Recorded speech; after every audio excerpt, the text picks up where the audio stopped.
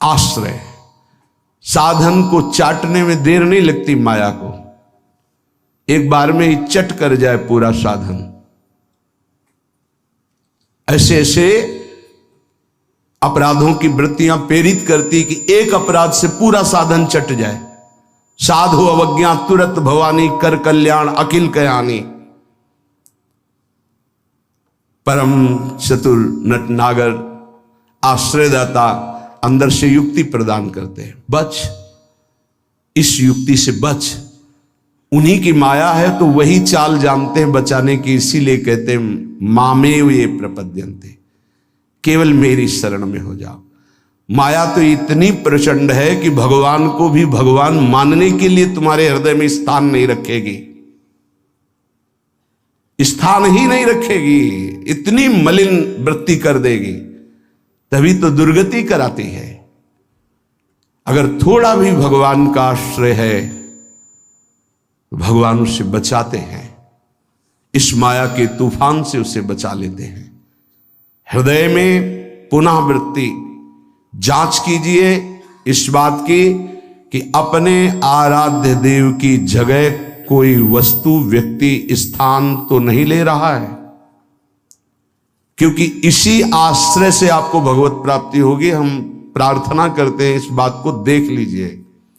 सब साधन एक तरफ, आश्रय एक तरफ। भगवान आश्रय को देखते हैं, वो हृदय से होता है। अगर बाहरी चूक हो रही तो मेरे प्रभु बड़े कृपा निधान हैं। ध्यान दीजिए, राहत ना प्रभु चित चूक किए की, करत सुरत सवार हिए की। हृदय से इसने मेरा आश्रय लिया, बस। प्रभु का चित्त इस बात से पक्ष में आ जाता है उस उपासक के कि इसने मेरा आश्रय लिया है।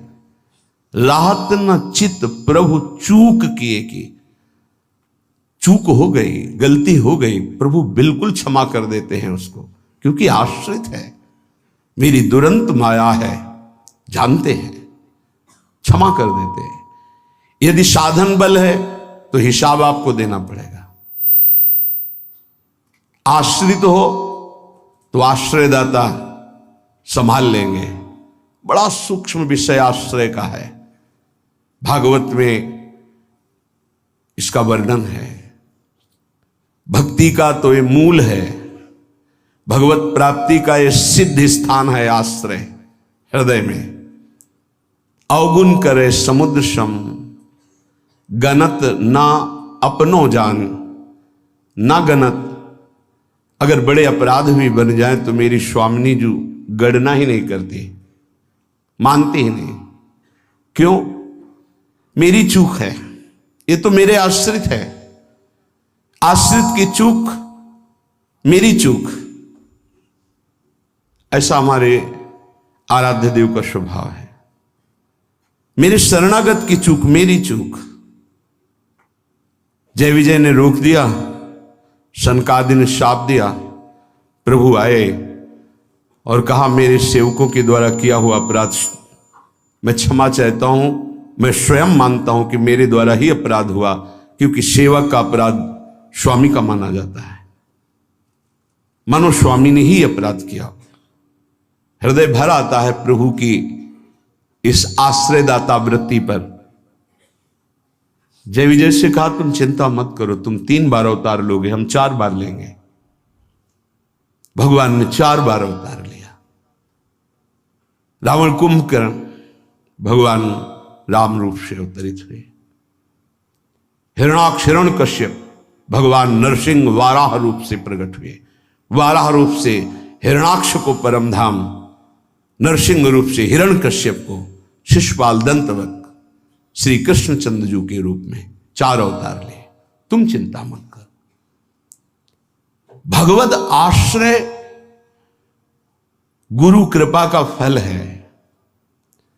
गुरुदेव कृपाल हुई, भगवद आश्रय दृढ़ हो गया। आश्रित मगन रहता है, अगला कदम कहां पड़ेगा उसको चिंता नहीं है, क्योंकि मेरे जीवन की डोर मेरे आश्रयदाता के हाथ में है। वो जिधर लगाम से खींचेंगे उधर ही इंद्रिय और बुद्धि ये सब उधर ही लग जाएंगे। नाथ आप देख लो, मैं आपकी शरण में हूं। बड़े बड़े महाभागवतों ने इसी आश्रय के बल पर मायावी नाना प्रकार के काम क्रोधात पर विजय प्राप्त की। ये बड़े मायावी, समझ में ही नहीं आता। अगर शत्रु शत्रु के रूप में आए तो समझ में आवे, लेकिन शत्रु परम मित्र के रूप में आ जाए तो समझना बड़ा मुश्किल होता है। शत्रु यदि रिश्ते नाते के रूप में आ जाए बड़ा कठिन होता है। तो मन बुद्धि का संबंध बहुत समय से देहाभिमान में है। देहाभिमान में ही ये सब छुपे हुए विकार बैठे हैं, पता नहीं चलता। ऐसा लगता है हम निर्विकार हो गए, पर विकार छुपे हुए सूक्ष्म रूप से रहते हैं, अवसर आने पर प्रबल हो जाते हैं। इसलिए उपासक आश्रय। देवर्षि नारद को प्रचंड माया का भगवान से प्रेरित होकर आक्रमण करना, मोहित हो जाना, बिल्कुल तन्मय हो जाना, पूरा प्रसंग में ध्यान से सूक्ष्मता से देखिए। वो कह रहे इस समय कोई साधन भजन नहीं होगा, बस मुझे ब्याह करना है। लेकिन उस समय भी आश्रयदाता की स्मृति नहीं गई। ये आश्रय जोर का होता है। विचार किया कि मेरा हितैषी कौन, बोले हरि। ये महाभागवत की स्थिति को बार बार प्रणाम है कि ऐसी प्रचंड माया के बीच में भी आश्रय नहीं भूले और एकांत होकर पुकारा, प्रभु पधारिए, हरिए सामने। कहा नाथ हृदय से प्रार्थना करता हूं, जे ही विधि होए नाथ हित मोरा, करो सुबेगी दास में तोरा। बलिहारी है। ऐसी प्रचंड मलिन माया के आक्रमण में भी अपने स्वामी को नहीं भूले, आश्रय हृदय में बहुत जोर का। तो स्वामी ने कहा जे विधि हुई है परम हित। तुम हित की बात कहते हो? नारद, मैं अपने भक्त को कभी पतन के मार्ग में नहीं जाने देता। चाहे जितना उसका उपहास कराना पड़े, विरोध कराना पड़े, मैं ये सब सह लूंगा कि मेरे भक्त का उपहास हो रहा है, निंदा हो रही है, अपमान हो रहा है, पर मैं उसे पतन के गर्त में नहीं जाने देता। जाओ, जे विधि हुई है परम हित नारद सुनो तुम्हारा। तुम्हारा परम हित जिसमें होगा वही मैं करूंगा। और वही किया प्रभु ने, परम हित कर दिया। इसलिए आश्रय, आश्रित को किसी भी तरह से कोई भी परास्त नहीं कर सकता। खास बातें हैं। जहां किसी ने आश्रित को यह देखा कि इसमें तो ना तप है ना बल है, तो वो ये नहीं देख पाया कि आगे तो आश्रित दिखाई देता है लेकिन गोद में बैठा है आश्रयदाता की। 5 वर्ष के प्रहलाद जी का चमत्कार कोई साधन भजन नहीं था। 5 वर्ष की तो आयु है, क्या साधन भजन है? गुरुदेव देवर्षि नारद ने आश्रय पुष्ट करा दिया गर्भ से ही। इतना जोर का आश्रय है कि इतनी भयावह परिस्थितियां आने पर भी मन डगमगाया नहीं। मेरे हरि हैं ना, मेरे हरि हैं, मैं उनकी गोद में हूं, वो कण कण में है। क्या दिव्य आश्रय! इसीलिए सारी दिव्यता प्रहलाद जी के जीवन में पाई गई। गुरुदेव नारद जी से पहले उनका स्मरण होता प्रहलाद, फिर नारद। प्रहलाद नारद पराशर पुंडरीक व्यासंबरी सुख सौनक भीष्मदाल ध्यान। सबसे पहले भक्तराज प्रहलाद जी का नाम, क्योंकि 5 वर्ष की अवस्था में निष्काम धर्म की चरम सीमा में आश्रय की भारी स्थिति में प्रहलाद जी को पाया गया। ध्रुव जी भी महाभागवत हैं, पर पहला नाम नहीं लिया गया क्योंकि उन्होंने अटल पदवी की आकांक्षा की। निष्काम धर्म की चरम अवस्था प्रहलाद जी की। नरसिंह भगवान प्रकट हुए और पूरी लीला करने के बाद प्रहलाद जी को गोद में बैठाल के कहते, मेरी आज्ञा है, आप वरदान मांगो। हाँ प्रभु, आपकी आज्ञा का पालन करने के लिए वरदान मांगता हूं कि मेरे हृदय में कुछ मांग ही न रह जाए। ये क्या वरदान? मेरे हृदय में कुछ मांग ही न, आपको पाने के बाद अब क्या मांगू, क्या पाऊं? आश्रय, दृढ़ आश्रय, ये देहाभिमानी की समझ में नहीं आएगा। भगवद आश्रय, हृदय से आर्त भाव से जितनी दिव्यता वो सब आश्रय में विराजमान रहती है। इसलिए नाम आश्रय, धाम आश्रय, रूप आश्रय, लीला आश्रय, ये सब उसी परम आश्रय के खंभे हैं जिनके ऊपर प्रेम महल बनता है। इसी प्रेम महल में अद्भुत विलास और उसी में आपका प्रवेश, प्रेम विलास में।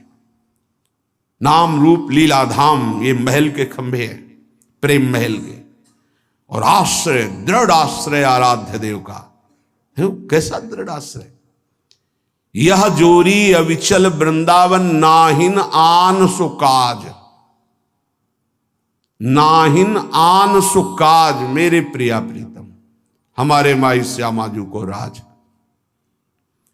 देखो आश्रय, मेरे प्राणनाथ श्री श्यामा शपथ करो तृण छिए, कसम खा के कहता हूं, हृदय में केवल श्यामाजू का आश्रय। आचार्य चरण कह रहे, मेरी महारानी श्री राधा रानी, जाके बल में सब सो तोरी, नाहि नान सुकाज, शपथ करो तृण छिए, सब सो तोरी, लोक वेद कुल कानी, मेरी महारानी श्री राधा रानी। ये महान पुरुषों ने आश्रय को अपने हृदय की कृपा करके परिचय दिया, तब समझ में। आश्रय सच्ची कहते हैं, आश्रय एकमात्र आश्रय नहीं। ऐसी धूल भरी आंधी कि तुम समझे नहीं पाओगे कि साधन कर रहे हो कि असाधन कर रहे हो। बहुत सावधानी की जरूरत है, क्योंकि चित्त द्रवित हो जाता है। द्रवित चित्त में जो भी संस्कार डालोगे बहुत जोर के होते हैं।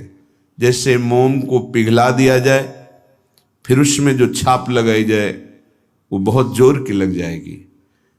चढ़ के मैन तुरंग पर चलिबो पावक माही, प्रेम पंथ अति कठिन है, सबको निबहत नाही। जैसे मोम के घोड़े पर बैठकर आग से निकलना हो तो कैसा खतरनाक खेल है, ऐसे द्रवित हृदय से विषयों को पार करना है। कोई भी आकर्षण, कोई भी व्यक्ति वस्तु स्थान अपना अधिकार बना सकता है हृदय में, क्योंकि द्रवित हृदय, एक बार छाप लग गई तो द्रवित हृदय की छाप को मिटाना बहुत कठिन होता है। इसीलिए उपासक को जब वो असावधान होकर विषय में फंस जाता है तो बहुत ही आसक्त चित्त पाया जाता है, क्योंकि वो निर्मल द्रवित हृदय का सीधे हृदय से प्यार करता है, वस्तु से, व्यक्ति से, स्थान से। नहीं तो हिरन कोई प्यार की वस्तु जिस प्रेम के कारण अपनी रानियों का, पुत्रों का, राज्य का, समाज का त्याग कर दिया, उस प्रेम के आगे हिरन क्या चीज था। पर द्रवित हृदय, छाप लग गई, अगला जन्म हिरन का हुआ। द्रवित हृदय उपासक का होने लगता है। मलिन हृदय की छाप तो मिटाई जा सकती है, ये सूक्ष्म विषय है। विषयों में खेल रहा है, कोई भगवान से मतलब नहीं, तो जब जगेगा तो उसका हृदय साफ किया जा सकता है। जब ज्ञान होगा, उसको सत्संग मिलेगा तो सुधार बड़ी तीव्रता से हो जाएगा, यदि कुसंग ना हो तो। लेकिन यदि उपासक का हृदय आसक्त हो जाए तो बहुत ही उसमें विचित्रता पाई जाती है। जैसे द्रवित हृदय किसी रूप में फंस जाए, शरीर में फंस जाए, वस्तु में फंस जाए, उसकी एक विलक्षणता होगी उपासक की। जैसे वो प्रभु की तरफ चला था वैसे ही विषयों में अनन्य होकर के चलने लगेगा। द्रवित हृदय बिल्वमंगल जी चिंतामणि में अत्यंत आसक्त, हटे, प्रभु में मन को लगाने की चेष्टा की, लगा, फिर वैसे ही एक नववधू को, फिर वैसे ही नवीन आसक्ति, अर्थात वो अभी हृदय से छाप मिटी नहीं थी। इसीलिए उन महापुरुष ने अपनी दोनों आंखों को ही विदा कर दिया, मेरे नाथ से तू फिर मुझे विमुख किया, अब संसार को देखूंगा ही नहीं। दोनों आंखें फोड़ ली। द्रवित हृदय अत्यंत आसक्ति, ये विषयी पुरुष नहीं कर सकते ऐसी आसक्ति, वो विषय में भी ऐसी आसक्ति नहीं कर सकते जैसी उपासक आसक्ति करेगा। इसलिए बहुत सावधान, उपासना के मार्ग में अपने आराध्य देव की जगह किसी को नहीं देनी चाहिए। उनकी जगह कोई है ही नहीं, समान ही नहीं, तो बढ़कर क्या है। पर सही मानिए हम अपने आराध्य देव से बढ़कर किसी को स्थान दे देते हैं, वो चाहे कोई शरीर हो, वस्तु हो, स्थान हो, कुछ भी हो। इसका परिचय यही कि अपने आराध्य देव के स्मरण का महत्व नहीं रहा, स्मरण छूट रहा है, स्मरण छूट गया और तुम राजी हो। तद्स्मरणेन परम व्याकुलतेत, इसका मतलब तुमने अपने आराध्य देव से बढ़कर कुछ मान लिया। बड़ी मलिन बुद्धि है, बड़ा मलिन मन है। इष्ट कृपा, गुरुदेव कृपा अवसर आता है मुक्त होने का।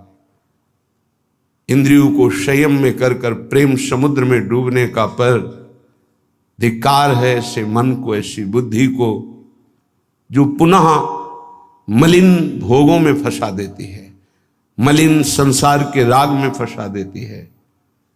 विचार करो, कोई भी उपासक जब ग्रह त्याग करता है वास्तविक भगवत लक्ष्य करके, तो कितनी सामर्थ्य उसके हृदय में भगवान देते हैं कि माता के चरणों का राग, पिता के दुलार का राग, परिवार के राग को स्वाहा करके, शरीर के राग को पता नहीं भोजन मिलेगा कि नहीं, व्यवस्था होगी कि नहीं, कोई पीटेगा, अपमान करेगा तो सह लेंगे, हर कष्ट सह लेंगे, पर प्रभु को प्राप्त करेंगे। हृदय का लक्ष्य ये होता है हर उपासक के, जो ग्रह त्यागी होता है, जो वैराग्यवान होता है, जो भगवत मार्ग का निश्चय करने वाला होता है, इतना सुंदर दृढ़ संकल्प करने वाला, फिर किस वस्तु व्यक्ति स्थान का महत्व रखता है? किसी का नहीं। तो फिर क्यों आसक्त हो जाता है? बड़ी लंबी लंबी यात्रा करके भगवत मार्ग की, फिर किसी क्षुद्र विषय में विश्राम मानने लगता है, मनोरंजन करने लगता है। जहां दिन प्रतिदिन वैराग्य बढ़कर के उपरति की स्थिति में आना चाहिए, वहां वैराग्य घटकर राग की स्थिति में आ गया। किसी वस्तु, व्यक्ति, स्थान की प्रियता ने अधिकार कर लिया हृदय में, ये भारी विडंबना, माया का प्रबल आकर्षण। बड़े कृपा पात्र हैं, उनके चरणों की वंदना करता हूं जो उपासक अपने आराध्य देव की जगह किसी को नहीं देते, अपने आराध्य देव के समान किसी को नहीं समझते, अपने आराध्य देव के लिए सर्वस्व त्रिभुवन के पद भोगों का त्याग कर देते हैं। सतरति सतरति सा लोकाम तारयति, वो तर जाते हैं, वो लोगों को तार देते हैं। ऐसे महापुरुष बिरले होते हैं। भगवत कृपा से जो मार्ग मिला है वही मार्ग है। मम भक्ति युक्तो भुवनम पुनातु, मेरी भक्ति से युक्त हृदय वाला संपूर्ण लोकों को पावन करने की सामर्थ्य रखता है। चूक अपने लोगों से अब ये नहीं होनी चाहिए कि आराध्य देव की जगह किसी को दे दे। इसे बैठा लीजिए हृदय में। हृदय इतना ताला लगा के रखिए सुरक्षित कि हृदय में आराध्य देव की जगह कोई ले ना पावे। विश्वास कीजिए, बहुत प्रचंड भगवान की माया है, उन्हीं की है, इसलिए वो इतनी समर्थ है कि उनके स्थान में किसी को भी बैठा सकती है। बहुत से नीच नीच वृत्ति को, बहुत से नीच नीच वृत्ति को, विश्वास कीजिए इस बात पर। अगर भगवान का आश्रय है तो साधु समागम मिलेगा और आपकी चूक का तत्काल सुधार होगा, तत्काल सुधार होगा। पर यदि अहंकार युक्त साधन रहा है तो लंबे समय तक तुम्हें जलना पड़ेगा। जब तक अहंकार गलित होकर आर्त भाव से पुकारोगे नहीं कि नाथ मुझे बचा लो,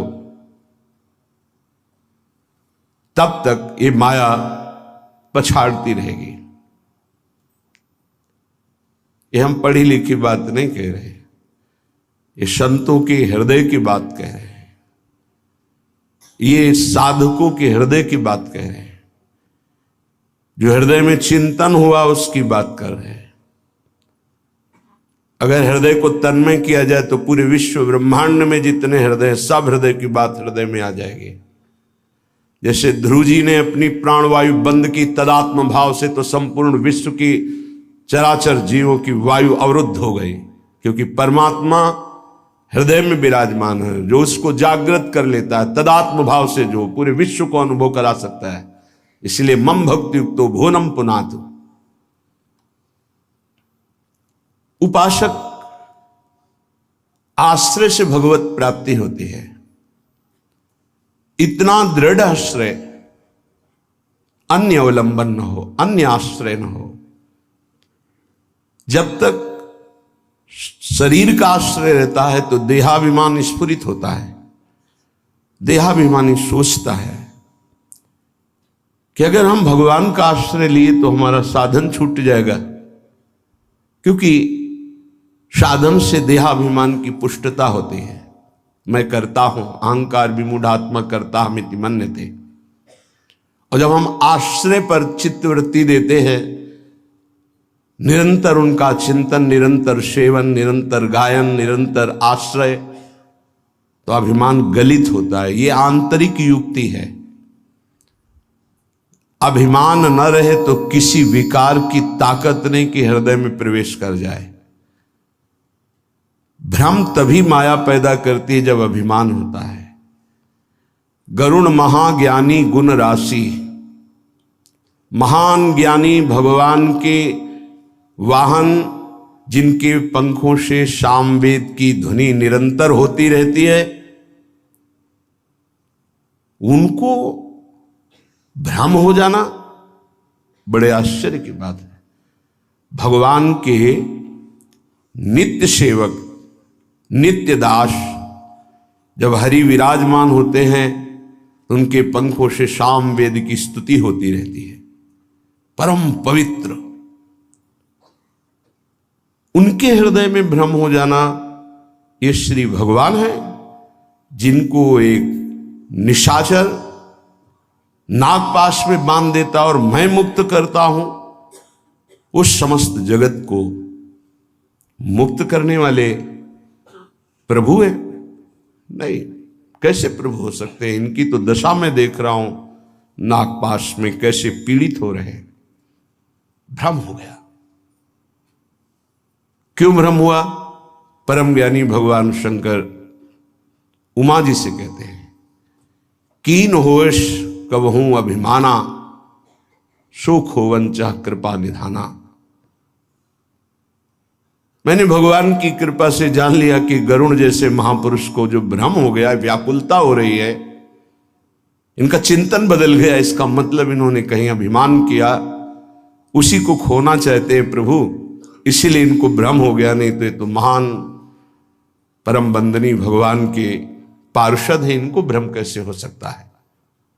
सोचो, इतनी ऊंचाई तक माया अपना दांव चाल चल सकती, तो हम आप क्या चीज हैं? दैन्य, दैन्य होकर के, भगवद आश्रित होकर के फिर जो नाम जप करना, वाणी गायन करना, परिक्रमा लगाना और जो साधन है, ये कृपा से देखा जाता है। इसमें अहम नहीं होता, मैंने किया, मैं ऐसा नियम लिए हूं, मैं ऐसा संकल्प किए हूं, मैं करता हूं। नहीं, मेरे स्वामी, मेरे आराध्य देव मुझसे नाम जपवा रहे, परिक्रमा लगवा रहे, धाम वास करवा रहे, किंचन मात्र अहम नहीं। जब अपने में गुणों का चिंतन हो और दूसरों में कमी का चिंतन हो तो जान लेना चाहिए पतन का अवसर आ गया है। अब आपको ठोकर लगेगी, गिरना पड़ेगा आपको। सावधान हो जाओ, पुकारो प्रभु से, प्रभु बचा लो, अहंकार आ गया। बहुत घातक, बहुत घातक। अपने में गुण का चिंतन होने लगे, दूसरे में कमी का चिंतन होने लगे, तत्काल अपने आराध्य देव को पुकारो, आश्रयदाता को, नाथ बचा लो, अहंकार आ गया। ये अहंकार का परिचय है। लेकिन हम इतने मंद बुद्धि के हैं कि हम निंदा भी कर लें तो प्रभु से पुकारते रहें, बचा लो। इसका कारण प्रभु का आश्रय नहीं है। जो हम आश्रय आश्रय चिल्लाते हैं उसको समझिए, प्रभु का आश्रय नहीं है, गुणों का आश्रय है। और जितने भी गुण हैं वो मायाकृत हैं। गुण मानी संसार और सकल गुण प्रीत बिनु, बहुत धरत सिरभार, श्री हरिवंश कृपा बिना। बिना आचार्य कृपा के, गुरु कृपा के, गुणाभिमान हृदय में होता, उसी का संसार सम्मान करता है। तो बोले प्रीति के बिना सब व्यर्थ है। आश्रय से प्रीति होती, प्रीति से दृढ़ आश्रय होता है। उपासक हृदय में देखता रहे कि जिनके हम आश्रित हैं उससे बढ़कर कोई ना हो, तो पड़े रहोगे तो भगवत प्राप्ति हो जाएगी। हमारे शब्द को बहुत बिना किसी तर्क के, क्यों में के इसे स्वीकार कर लो। यदि आश्रय दृढ़ है हरि का, एक ही उपाय से माया से मुक्त होने की बात भगवान ने कही। मामेव ये प्रपद्यन्ते माया मेताम तरन्तिते, इसमें कोई दूसरा शब्द नहीं बोला। ऊपर के श्लोक की पंक्ति में बताया अपनी माया की महिमा कितनी दुरत्य है, दुरंत है, प्रचंड है। दैवी हेषा गुणमयी मम माया दुरत्या। और उसके नीचे की पंक्ति में बताया उपाय उससे मुक्त होने का। मामेव ये प्रपद्यन्ते, बस माया में ताम तरन्ते, मेरे आश्रित। अभी ये आश्रय कैसे दृढ़ होता है तो उपाय बताया जाता है। आप ऐसे रहो, आप ऐसे चलो, आप नाम जप करो, आप वाणी जी गायन करो, आप ऐसे सेवा करो, इससे आपका आश्रय दृढ़ होगा। भगवत प्राप्ति आश्रय से होती है। विश्वास कीजिए, आश्रय से।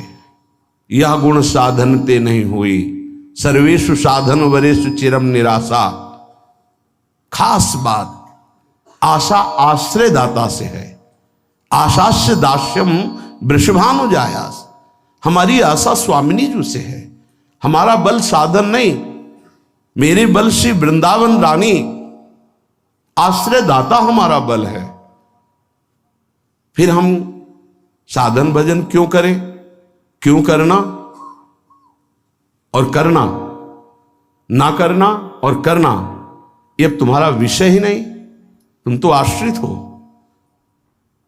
अब जो ही कहें करें हम सोई, आयुष लिए चले निज दासी, ये आश्रित है। उपासक समझे, आश्रय के समान कोई भी साधन नहीं है। इससे श्रेष्ठ कोई भी साधन नहीं। आश्रय, भगवान एकमात्र आश्रय को देखते। आश्रय, अगर अंदर से भगवद आश्रय है तो माया विशेष विशेष प्रकार की चालें चले,